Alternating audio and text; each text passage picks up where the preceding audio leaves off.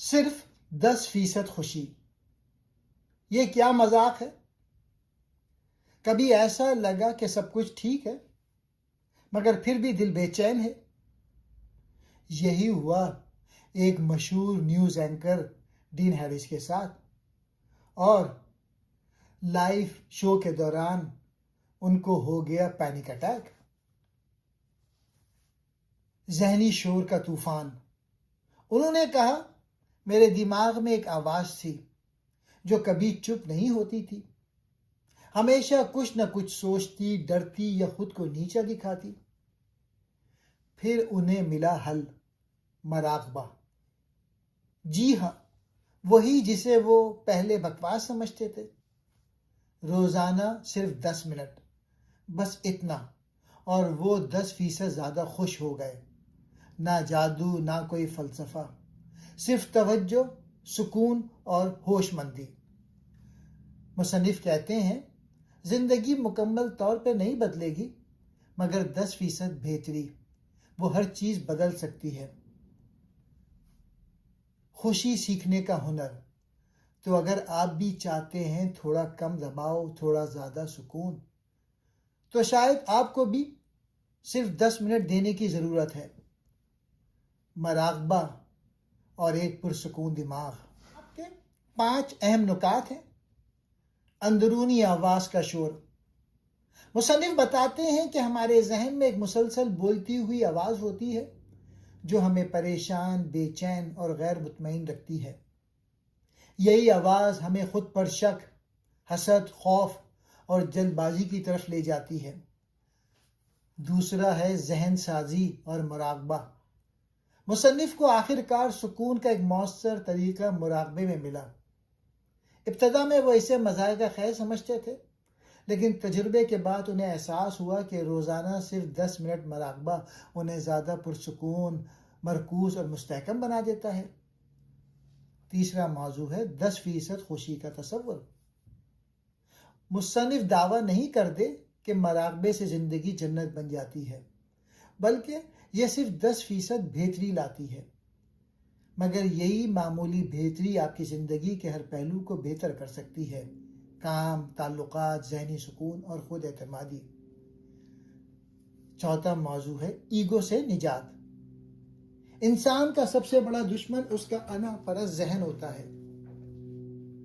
مصنف سیکھتے ہیں کہ ایگو کو قابو میں رکھنا ضروری ہے تاکہ انسان کھلے دل سے سیکھ سکے، معاف کر سکے اور عاجزی کے ساتھ جی سکے۔ مراقبے کے عملی فوائد: توجہ میں اضافہ، غصے اور رد عمل پر قابو، بہتر نیند، دباؤ میں کمی، زیادہ ہمدردی اور رحم دلی۔ اب میں ان پوائنٹس کو مزید ایکسپلین کرتا ہوں۔ اندرونی آواز کا شور، دماغ کا مسلسل بگ بگ کرنا۔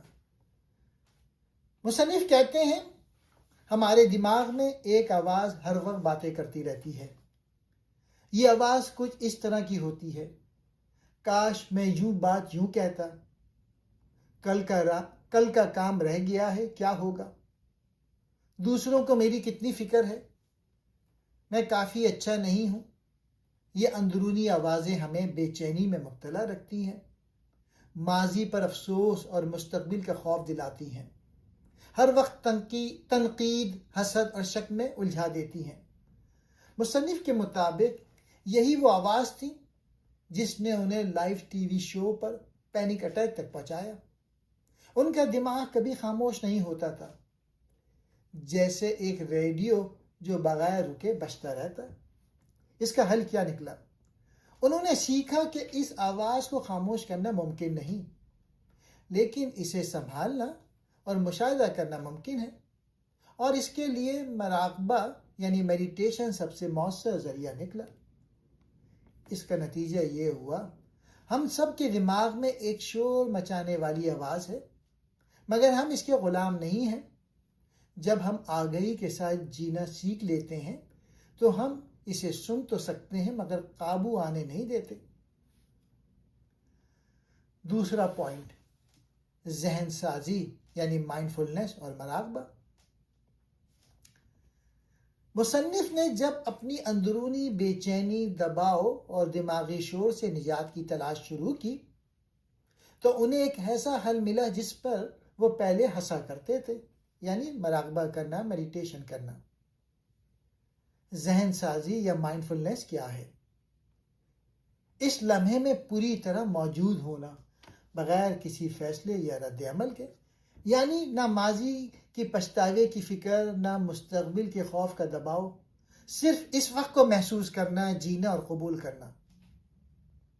مراقبہ کیا کرتا ہے؟ مصنف کے تجربے کے مطابق روزانہ صرف 10 منٹ کا مراقبہ دماغ کو خاموش نہیں کرتا، بلکہ آپ کو سکھاتا ہے کہ دماغ کے شور کو بس دیکھو، اس میں گم نہ ہو جاؤ۔ خیالات آئیں گے لیکن تم ان کے پیچھے بھاگو گے نہیں۔ اب اس کے عملی فوائد کیا ہیں؟ غصے پر قابو، زیادہ توجہ، ذہنی سکون اور بہتر نیند، خود پر اور دوسروں پر رحم، ایگو کو قابو میں رکھنا۔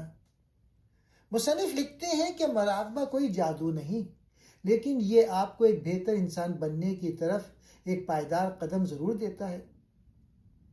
مراقبے کا مطلب کچھ نہ سوچنا نہیں، بلکہ یہ سیکھنا ہے کہ کیا سوچ آ رہی ہے اور کیوں، اور پھر اسے سمجھ کر چھوڑ دینا۔ تیسرا پوائنٹ ہے 10% خوشی کا تصور، ایک حقیقت پسندانہ دعویٰ۔ مصنف اس کتاب میں کوئی جادوئی دعویٰ نہیں کرتے کہ آپ ایک دن میں مکمل بدل جائیں گے۔ وہ کہتے ہیں میں مراقبے کے بعد 100% خوش نہیں ہوا، لیکن میں 10% زیادہ خوش ضرور ہوا۔ مگر صرف 10% کیوں؟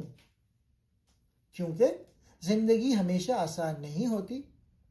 دباؤ، غصہ، حسد اور خود شک ہمیشہ موجود رہیں گے۔ لیکن اگر ہم روزمرہ میں صرف تھوڑا سا بہتر ہو جائیں تو وہی 10% بہت فرق ڈال سکتا ہے۔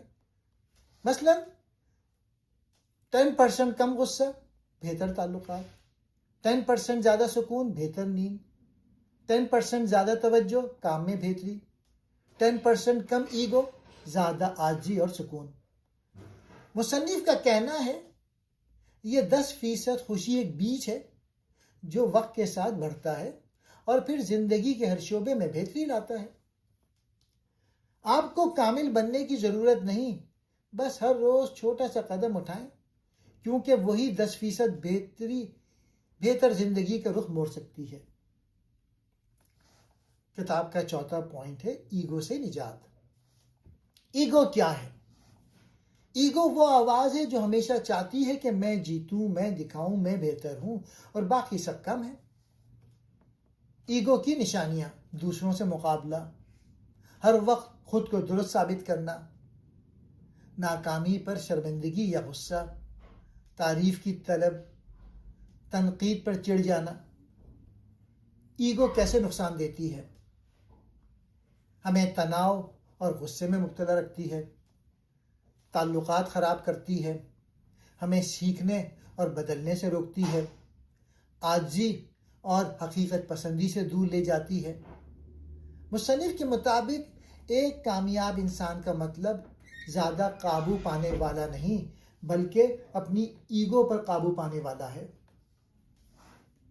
مراقبہ کیسے مدد کرتا ہے؟ مراقبہ آپ کو یہ سکھاتا ہے کہ آپ خیالات اور جذبات نہیں ہیں، آپ ان کے ناظر ہیں۔ ایگو کو پہچان کر اس کا مشاہدہ کیا جا سکتا ہے۔ آہستہ آہستہ ایگو کی گرفت کمزور ہو جاتی ہے۔ جب آپ اپنی ایگو کو دیکھنا سیکھ لیتے ہیں تو وہ آپ پر حکومت کرنا چھوڑ دیتی ہے۔ اس کا نتیجہ کیا ہے؟ ایگو کا مکمل خاتمہ ممکن نہیں، مگر اسے سنبھالنا سیکھا جا سکتا ہے۔ اور یہی شعوری آگاہی انسان کو 10% نہیں بلکہ شاید 100% بہتر بنا سکتی ہے۔ کتاب کا 5واں پوائنٹ، مراقبے کے عملی فوائد۔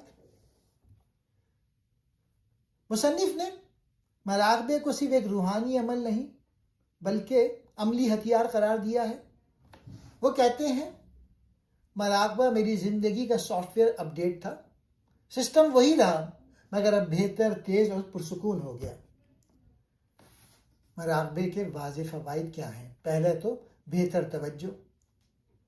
آج کی دنیا میں توجہ یعنی فوکس سب سے بڑی طاقت ہے. مراقبہ دماغ کو ایک جگہ مرکوز رکھنا سکھاتا ہے. غصے پر قابو. غصہ آئے گا مگر آپ اس کا شکار نہیں بنیں گے. رد عمل دینے سے پہلے سوچنے کی مہلت ملتی ہے. بہتر نیند. جب دماغ پرسکون ہو تو نیند خود بخود گہری ہوتی ہے. زیادہ ہمدردی. جب ہم اپنے جذبات کو بہتر سمجھتے ہیں تو دوسروں کے جذبات کا بھی خیال رکھتے ہیں. دباؤ میں کمی. روزانہ صرف 10 منٹ اور ذہنی تناؤ جیسے آہستہ آہستہ پگھلنے لگے. مصنف کہتے ہیں میں کوئی روحانی گرو نہیں بنا مگر میں تھوڑا سا بہتر انسان ضرور بن گیا. نتیجہ. مراقبہ کوئی جادو یا مذہبی رسم نہیں، یہ ایک ذہنی ورزش ہے جس سے ہم اندرونی سکون، خود آگہی اور بہتر تعلقات پا سکتے ہیں.